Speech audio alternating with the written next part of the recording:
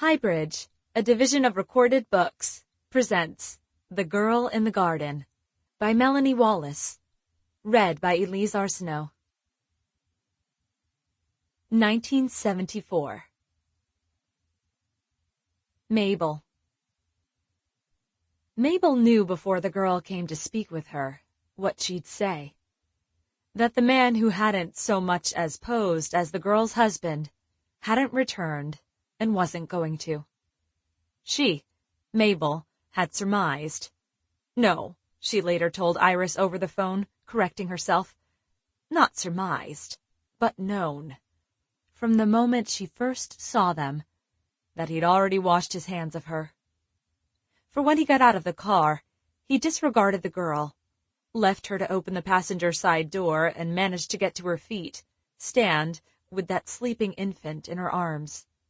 He didn't even glance behind him to check on her, just walked toward the office porch and left her to trail him. Midweek, afternoon, off-season.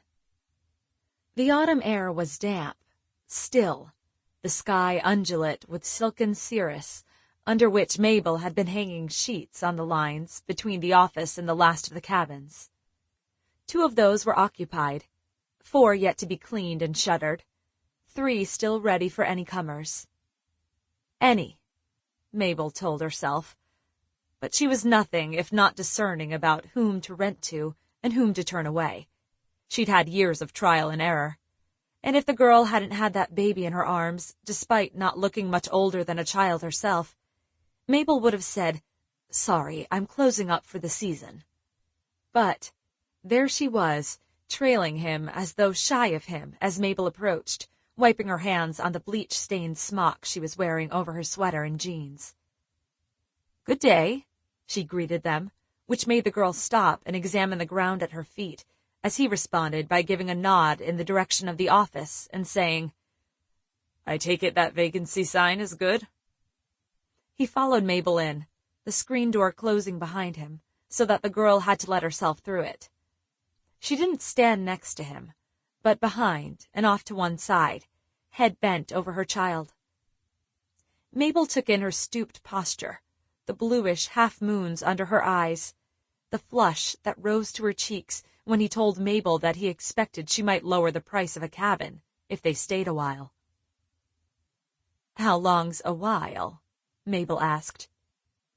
10 days, he replied, which made the girl look sharply at him, then glance away quickly and hunch even lower over the cash in her arms, Mabel catching in the girl's expression what she thought might be consternation or dismay, or, she later considered, fear, as if the girl thought he had eyes in the back of his head and would be able to see her consternation or dismay or fear, shielding herself from what Mabel already realized the girl could not. At that instant, she, Mabel, knew she would not, for the girl's sake, refuse them a cabin or a lower price, and so gave them both. He reached into a front pocket and peeled off from a roll of bills the cash he placed on the counter, the girl now watching slantwise, and in amazement because, Mabel figured, she hadn't known he'd had that roll on him, or hadn't ever seen that much money, or both. Mabel said the keys would be to the cabin called Spindrift. Each cabin had a wooden sign with its name carved into it, hanging above the doorframe, and added that it was the furthermost from the road and the quietest, so nothing should disturb them there. "He sleeps good," the girl murmured then, shifting her weight from one foot to the other, and looking at the man beseechingly, as if, Mabel later told Iris, giving him the chance to admit the infant not only existed, but wasn't any bother. He turned and glared speechlessly at the girl for a moment, returned to glare at Mabel, his eyes as bloodshot and dry and glassy as Mabel's husband used to be after driving the rig with Jimmy Devine, hauling loads around the country for weeks on coffee and bennies and willful stubbornness, and the occasional catnap taken in the bunk he and Devine had built into the cab to allow one of them to sleep while the other was behind the wheel. Mabel took in that glare and watched him work at blinking it away. She recognized exhaustion when she saw it, and she knew by those eyes, by the way his unwashed clothes hung on him, and the way he smelled, that he'd been driving day and night and day, and that he'd simply given out on her doorstep. My luck, were the words that went through Mabel's mind just then. It was only happenstance that they'd ended up at the cabins, that he'd come to the point of needing a good deal of rest before he could get behind the wheel of that dusty, dented old Buick and face a round of endless driving once again. It went without saying, to Mabel's way of thinking, that when the time came and he was ready, he aimed to drive off alone. "So we're square?" he said, nodding at the cash on the counter, putting his hand out for the keys. "We are," Mabel returned, "but I'll need some ID for my records, and your receipt." "I don't need—" he began to protest, but Mabel cut him off with, "It's the way I do business. On the level." He eyed the bills she hadn't touched, and Mabel told Iris later that if he hadn't looked like he'd fall over from exhaustion any minute, he would probably have just scooped up what he'd put down and told her to go to hell. Instead, he turned on his heel and pushed past the girl, letting the screen door slam behind him. That woke the infant, the girl saying, "Oh, I'm sorry," as the baby burst into whine and cry. Then, slipping away, letting the door shut gently behind her, and standing on the porch rocking and cooing at the infant, her thinness so silhouetted by the screen door through which Mabel gazed that she found it distressing. As disturbing was the way the man spoke to her when he approached, then watched her do as he said and waited for her to make her way over to the Buick and slide herself in. The license he handed Mabel was from a far west state. He was at least 3 inches taller than the height stated on it, and his eyes weren't hazel. Mabel wrote the name on the license into her registration book and filled out a receipt, telling him as she did what he needed to know: that the stove was electric, that the refrigerator was on, that there was a new shower head, extra blankets in the closet, not to use the towels for the beach, that they were responsible for making up the cabin, if they chose to make it up at all. On their 5th day, she'd bring them fresh towels and sheets and collect the used ones. The television got 2 channels clearly, a few more if you played around with the rabbit ears. The public telephone was located on the outside of the office to their right. Roland was the night manager. The office closed at 11 p.m. She, Mabel, reopened it at 8 in the morning. There were directions in the cabin to nearby grocery shopping and beach-going, and she knew he wasn't even half listening, standing there in a lank way and breaking out in a filmy sweat, vacantly watching her handle that license. When she handed it back to him with the receipt and the keys, she asked if he wanted a crib. "Crib?" he repeated. "For the baby," she said. "Nah," came his response. "Well, if you change your mind, I won't," he told her, and left abruptly, again letting the screen door slam, the violence in his stride so visible that the girl hurriedly swung her legs, she'd been sitting with the passenger door open, her feet resting on the ground, into the car, and shut the door before he could reach her. For he wasn't the type, Mabel knew, to open or hold or close a door for that girl. And that wasn't because he'd gone with no or too little sleep while putting towns, cities, counties, states, most likely an entire continent between where they began from and where Mabel was standing. Knew, too, that he wouldn't come back into the office to ask for anything, and certainly not that crib, which was something the girl and infant had most likely so far done without anyway. And he knew, too, that he'd keep that girl cowed on a tight rein, because nothing was going to change, at least not on his watch during this stopover. And even if he didn't consider himself as being on watch, this was the way Mabel saw it. And maybe she was right, and maybe she was wrong, Roland chided her, standing with one foot crossed over the other and leaning an elbow on the office counter, having listened to Mabel recount their arrival that afternoon and her premonitions. The scent of low tide, beached seaweed, salt damp, exuded from his clothes, his skin.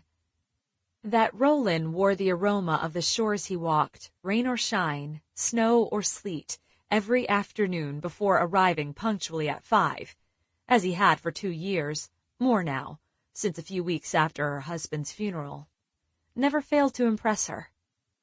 Arriving just, as Roland put it in the beginning, because he was around, not asking Mabel whether she needed or wanted help, and at times ignoring her altogether if she stayed on in the office, rather than retreating upstairs to the apartment she couldn't bear, because Paul was in the ground and would never return, would never again need her, or their home, or those shirts, pants, jeans, sweaters, jackets, caps, that were still in his closet, his underclothes and socks still in the left-hand dresser drawers, his razor blades and shaving soap and aftershave in the medicine cabinet, all she had left of him. Between Paul's summer funeral and the November day she hung out the closed-for-the-season sign, she grew accustomed to Roland's imperturbable constancy, although what had actually brought him around she never questioned. She was too numb, and he never mentioned. Though they'd never before been friends, they were locals, and so not strangers to each other. He'd been 2 years behind her, had disappeared to State College the year Mabel married Paul, and 4 years later had returned with a degree and taken a position teaching in the high school they'd graduated from. Just helping out, Roland eventually announced, coming by daily and not acting as though nothing had happened, but not asking questions, never insinuating that she should talk about losing Paul, about her grief. And he wasn't chary of her. He remained at ease and self-contained and, by the following season after Mabel opened, took over the care of those issues that sometimes arose in the night, chasing off raccoons that hankered to tip over garbage cans, quieting cabin dwellers partying too loud, determining whether drunken kids who could barely stand, never mind drive, should be escorted into a cabin. He became the lifeline that saved Mabel during the most desolate winter of her life, between closing and opening the year she lost Paul. Roland continuing to pass by often, and for no reason at all, but for the fact, he reminded her, that her place was a natural stopover on his way between beachcombing and the night. Roland's chiding did not rankle her, for Mabel knew she was right. She trusted what Paul had always said was her sixth sense, and she looked this stranger straight in those eyes whose color did not match that recorded on the license he'd proffered, and in them recognized a wariness that could not mask his dishonesty or wiles, never mind his resentment of having been hamstrung by a girl and baby. She'd looked at him hard and intuited what he was capable of, could imagine him grim with glee because someone had defied him to swing into a hairpin turn at an insane speed, or because he'd just walked into a bar and seen his mark, or because he'd come across a lone female stuck with a flat in the middle of the night and in the middle of nowhere, and, in changing her tire, got caught up in the thrall of having coolly reckoned her gullibility, his possibilities.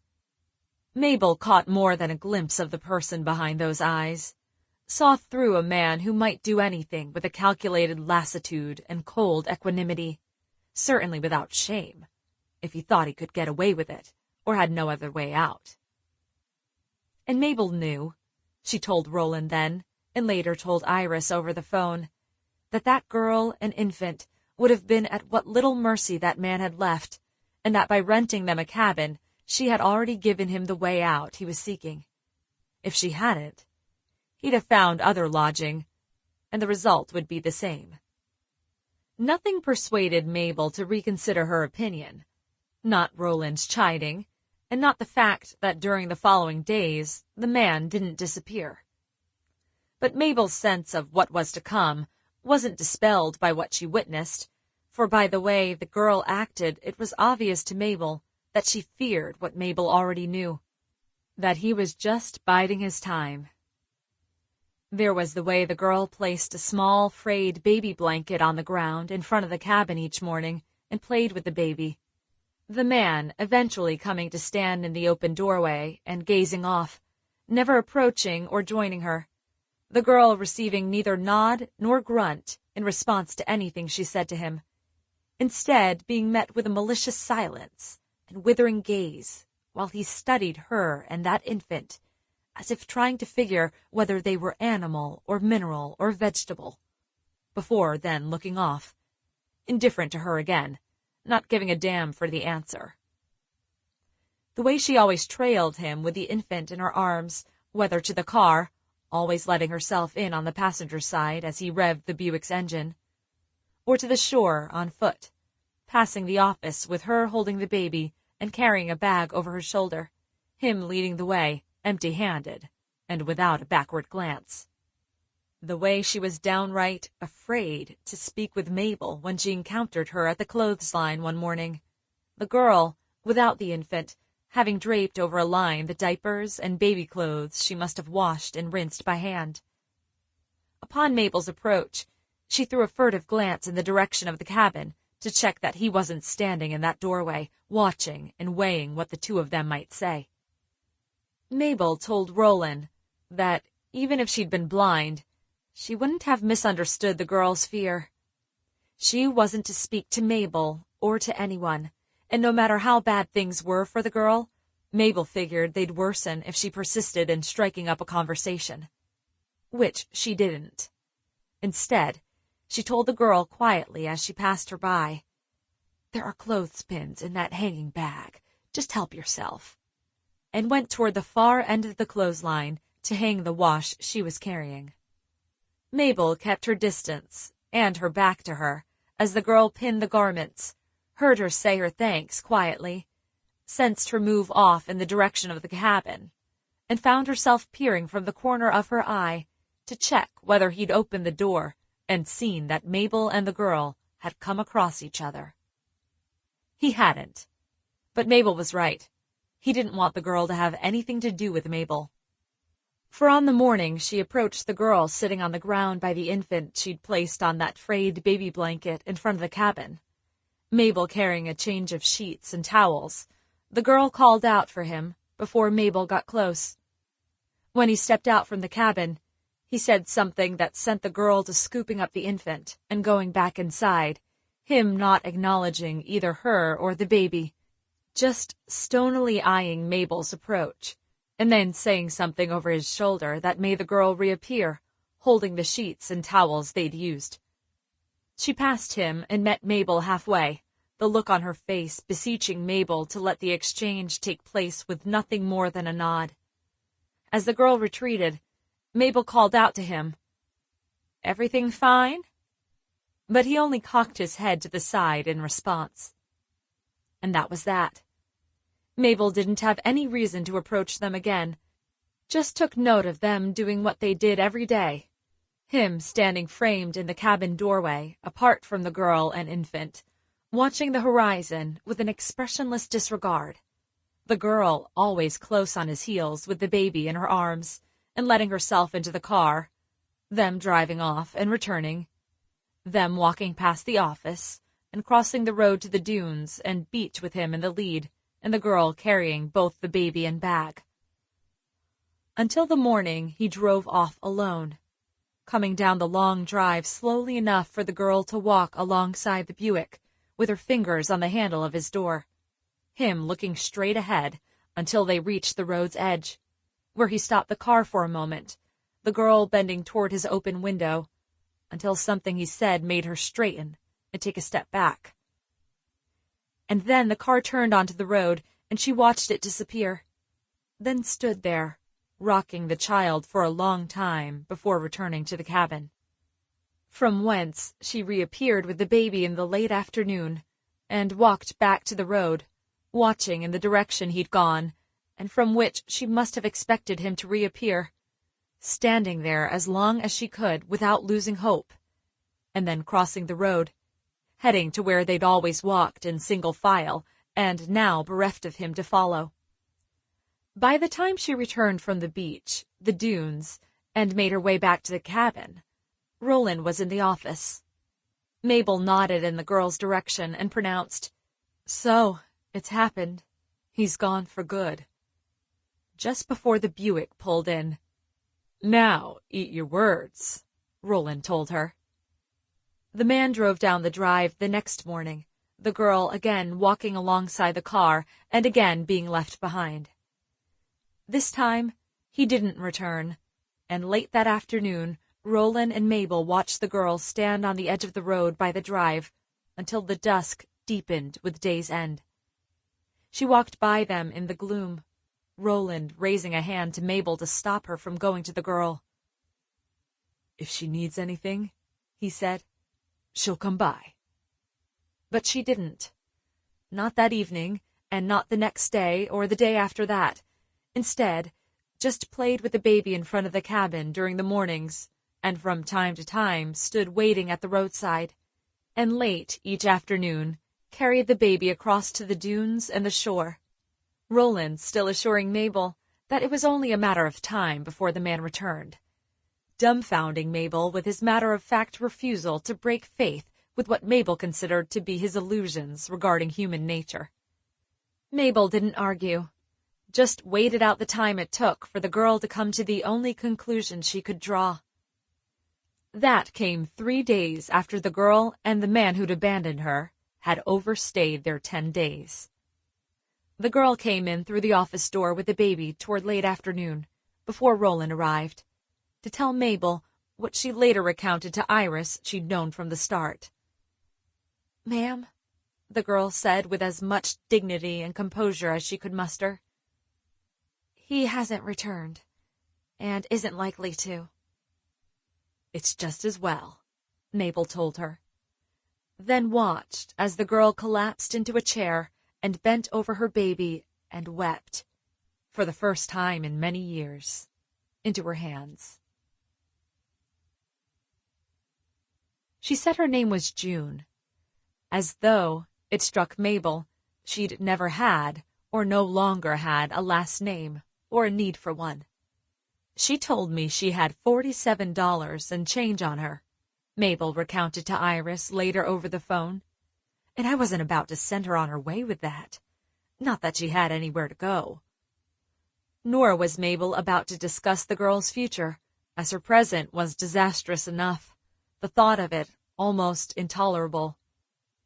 The girl took a while to cry herself out, and Mabel left her to do so alone, leaving the office and walking to where the girl used to stand at the edge of the road. The season was losing its warmth, the air already tasted of deep autumn, and Mabel stood there until Roland's VW Beetle came into view, and she flagged him down. He didn't pull into the drive, just braked and idled the car, and waited for her to cross the road, rolled down the window, and upon seeing her expression said, "Oh, no." To which she replied, "Oh, yes." "All right, then," he told her. "I'll be back." Mabel nodded, suddenly aware that Roland knew that she would see the girl through, even if she hadn't fully considered the complications. And then he was gone, the VW's odd clacking purr, still audible after the car was out of sight. Mabel listening until hearing nothing, seeing nothing but the empty road, and thinking, I'm now standing in her shoes. What if Roland never returns? Then perishing the thought, but not quickly enough. She'd already felt that anvil of anguish lodge in her chest. Abandonment has its own valence. And then she was telling herself, I'm being ridiculous, crazy, ridiculously crazy, and walking back to the office through the paltry, thin light that promised nothing more than a leaden dusk. The girl was still in the chair. Mabel didn't try to comfort her because she didn't have the words. She'd never known what it was to have a broken heart at that age and like this. But she knew a great deal about loss and knew that the sorrow it spawns is impervious to consolation. allows no solace. Mabel had seen those thin shoulders heave, those thin hands wipe at the tears, and she'd heard that end-of-the-world sobbing, and realized that the child— I actually saw her as a child then, Mabel later told Iris. I was suddenly terrified she might be no more than 13, had just come up against the hard, irrefutable fact that he was gone. Mabel couldn't imagine what the girl had been through during those last few days, alone and wanting desperately to believe in him, clinging to the empty hope that he'd return, before finally losing the will to wait, believe, hope, which loss had most likely happened 2 minutes before the girl walked into Mabel's office and fell apart. At any rate, they stayed like that, the girl sitting crouched over her infant and crying until she finally fell into the silence Mabel refused to sunder. Until Roland returned and, after leaving 2 bags of groceries at the door of the cabin that was now solely the girl's, came into the office and said hello, and leaned against the counter, hooking his elbows behind him and resting them on its surface, telling the girl that he'd just dropped off some things, and that she should let him know if there was anything else she or the baby might need. How beautiful the way the baby just slept on. What's his name?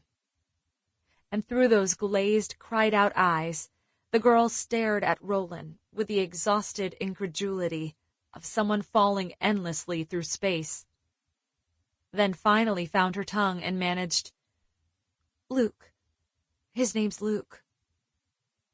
"Well," Roland said, "we'll see to it that Luke is properly set up." And with that, he went into the back of the office and returned with a folding crib and mattress, and passed through its silence, let himself out, headed back to the girl's cabin. "He'll set it up," Mabel said, and June swallowed hard, shook her head slowly. "I can't stay here," she said. "I can't even pay you what I already owe." And Mabel realized the girl had crossed a line with that solitary I, that the reality of being on her own had sunk in. "Forget that," came Mabel's rejoinder. But the girl forgot nothing. She came into the office early the next morning with the infant on her hip, and looking as though she hadn't had a full night's sleep, or any sleep at all, for despite the fact that her face shined from having been scrubbed, her eyes were swollen, and those blue half-circles beneath them had darkened. She pulled her wet hair back into a braid and wore a shirt that was twice too large for her thin frame. His, Mabel realized. Realized, too, that he would have left behind what he wasn't wearing when he drove off, as if that could have assured June, which it hadn't, that he'd return. At any rate, the girl, in that ridiculously huge shirt, placed $47 and change on the counter and said, "Take this, and please let me work off what else I owe." Mabel told her to keep the money, then told her what needed doing. So, Mabel recounted to Iris, June stayed on, doing more than what little Mabel could think to ask of her. At this time of year, she didn't need help. She was able to cope with having a cabin or 2 rented out during the week and a few more on weekends, with a seriousness of purpose and with an inner reserve that, Mabel came to conclude, sprang from a combination of embarrassment, a well-guarded and self-protective sense of privacy, and a rather fierce determination to set things right by staying as busy as possible so as not to think. She swept and dusted and aired out the unused cabins daily, washed down refrigerator interiors and windows, scrubbed stovetops, set blankets outside to air, helped Mabel with the washing, hanging, folding of sheets and towels. She never spoke about the man who had deserted her, did not speak of her predicament or her past, and, at least in Mabel's presence, never again broke down over the hand fate had dealt her.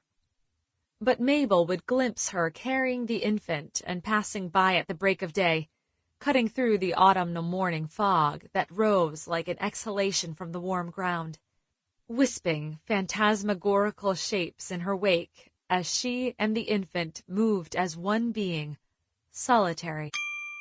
Sample complete. Ready to continue?